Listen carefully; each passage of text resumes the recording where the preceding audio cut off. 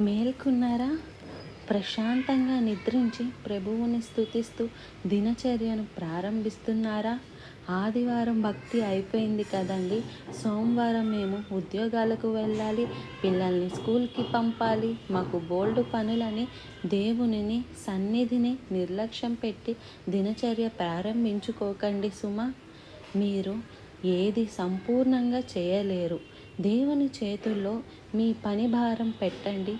ఆయన పనులన్నీ చక్కగా చేయడానికి మనకు సామర్థ్యతను, జ్ఞానాన్ని, ఆయన సహాయాన్ని, తోడును అనుగ్రహిస్తాడు.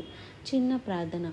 పరిశుద్ధుడా, మరొకసారి నీ సన్నిధిలో నాయన నీ కృప కొరకు వేడుకుంటున్నాం. మాకెన్నో పనులు ఉన్నాయ్యా, అందుకే మాకు ఎంతో నీ కృప కావాలి.